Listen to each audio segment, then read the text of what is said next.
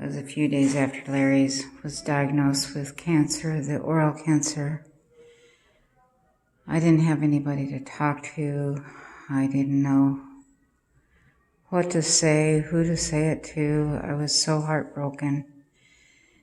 And Larry was just unable to talk because his procedure had made it impossible.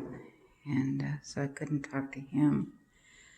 Larry's folks always hated and blamed me. And I didn't know who to talk to. We just moved here from San Diego. And we had our good friends Martina and Pete in San Diego and Lolita and Dan in San Diego at the El Cajon Church. So they were supportive, but you can only talk so much on the phone. The chairs were a little bit different, but this is that same chapel. I sat right about here. And there was a really awesome pastor, chaplain. And they were singing, and somebody requested number 485 in the hymnal. And that is a song I'd never heard.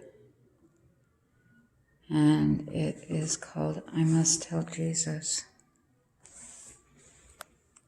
I must tell Jesus all of my trials.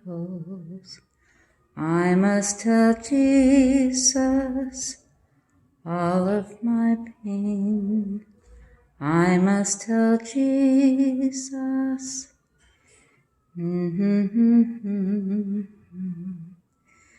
Jesus will help me, Jesus alone.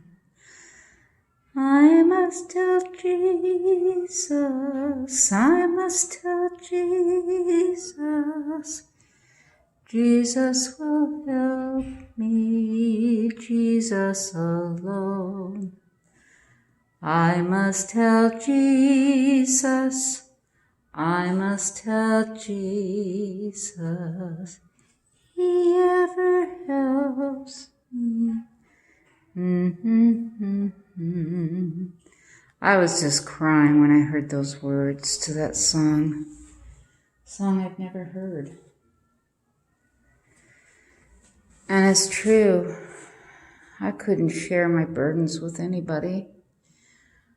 I mean, how are they going to respond when you tell them that my husband was given a deadly diagnosis and told to put his affairs in order, that he had less than a few years to live if he was to make it 2 years. It was 1985. We just moved here from San Diego area. We lived in Ramona. And we bought a home. We traded homes. And it was really something else, because it was just bizarre how the way we traded homes, and the prices were exactly the same. The equities were down to a penny. Plus, Sue went to the same Adventist academy my kids were going to down at San Pasqual. How bizarre is that? So we traded ski equipment. They left their skis and snowboardies, and we left all of our beach equipment. We arrived Christmas Eve, big 5-bedroom house, and I thought, wow, it's got 3 fireplaces. Isn't that cool? You know what that means? It's gold. Anyway, this is a little short story of that song. I must tell Jesus, I must tell Jesus, I must tell Him, Jesus alone. I must tell Jesus all of my sorrows. Jesus will help me, Jesus alone. I must tell Jesus, I must tell Jesus, Jesus will help me. Hard for me to sing that song, my thyroid's given out. Anyway, check that song out, I Must Tell Jesus. The song, the words are really awesome. And if you don't have anybody to talk to, you have Jesus. And just like the song promised, Jesus will help you, and he did me. I had nobody to talk to because Larry wasn't talking. He pulled into himself. For 2 years, he barely spoke a word to me. He just hid out, knowing he was going to die, and his pain was incredible. Having his tongue cut out, oh my word, the pain was ungodly. When he swallowed even a glass of water, he would hang onto the edge of the table because it was so painful. I put morphine down through his nasal tube. He had an NG tube. It was a tube from his nose down to his stomach, and that's where he got nutrition and vitamins and morphine. And he hated having that morphine, but it was the only way he could handle the pain. That same year was the Reader's Digest. I think it was in October, but it came out it was October issue, but it came out in August.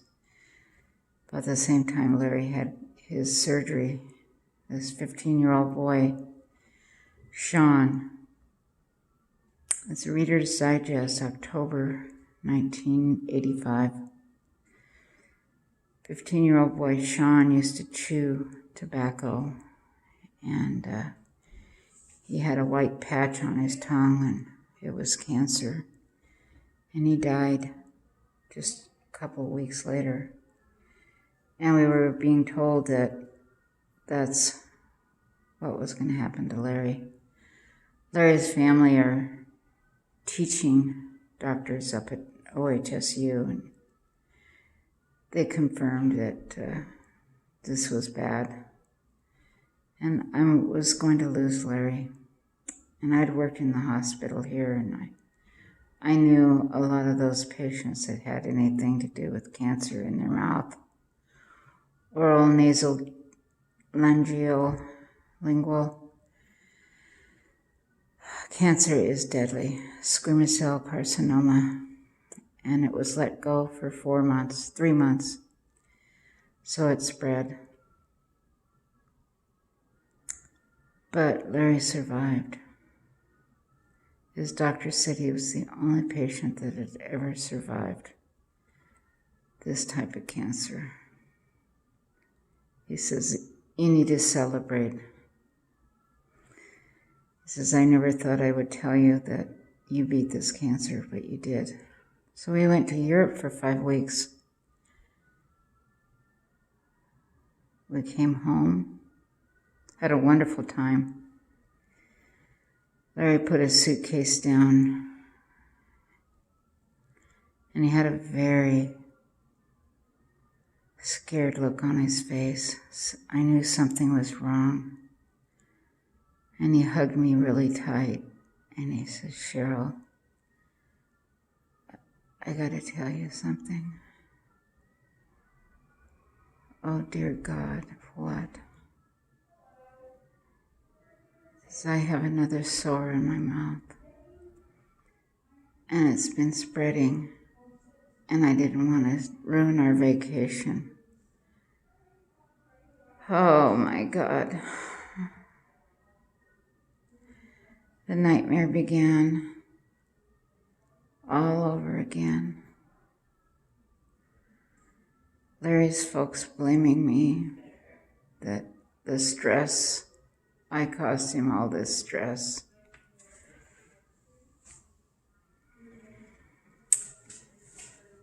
But when I was 17, I was raped by a monster.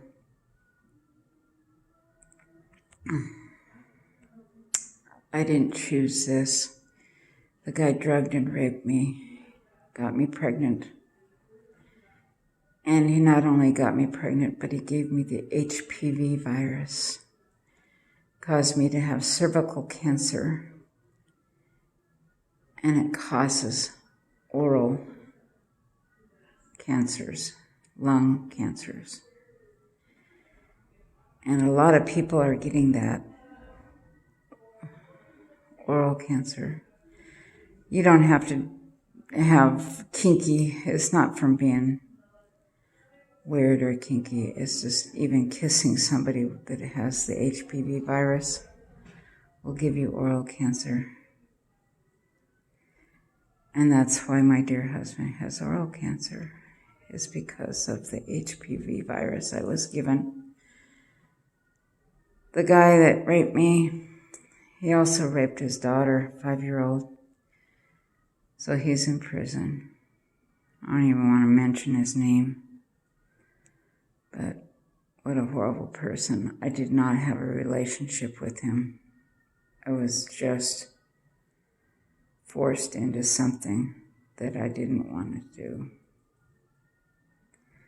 And because Alice Cooper was in the mix, my mom blamed me, she said, because I was a bad girl, that God punished me with infertility for being a whore. Well, my parents had turned me out onto the street to fend myself after our home flooded. We lost our home in February 1969. And they told me it was my fault because I had a poster in my bedroom wall that said groovy. It was a whimsical flower. My mom said God punished the whole family. So there was nothing left except for part of a wall. And my parents moved into a 2-bedroom apartment with my sisters. And I was told I wasn't welcome there. They locked me out. I had nowhere to go. I found a dance hall, this place where they hold dances and concerts. And that's where I met Alice Cooper. He'd gone there to debut his song, School's Out for Summer. It was April 1st, 1969, and that's when I got pregnant. My son was born December 13, 1969. I was still 17 years old, and I was 18, turned 18, January 14, 1970, so my son was born 2 weeks before my 14th birthday, or my 18th birthday. So I was 17 when I had a baby. I was being forced to give my child up, but I couldn't. I loved him too much. And having infertility has been a really hard thing. Nobody wants to hear me whine. And that's why that song, I Must Tell Jesus, means so much to me. Find that song and listen to it and sing it. The words are just so heartwarming. And now I gotta go on to our next journey. My husband's gonna have a biopsy. I'm pretty sure it's cancer. So I must tell Jesus he will help me. Thank you for listening. God bless you. Pray for my husband. Larry is his name. He's related to William Wallace, Braveheart, the Scottish Braveheart. Larry's grandpa and his brother, uncles all carry the William Wallace name. Larry doesn't, but Larry is the bravest man I've ever met. To have his tongue cut out. Satan is cruel. The Lord is my shepherd. I have all that I need. He lets me rest in green meadows. He leads me beside peaceful streams. He renews my strength and guides me along the right paths. Even when I walk the darkest valley, I will not be afraid. He is close beside me. Well, I am afraid, but I know God is with me. And he's with you too. God bless you.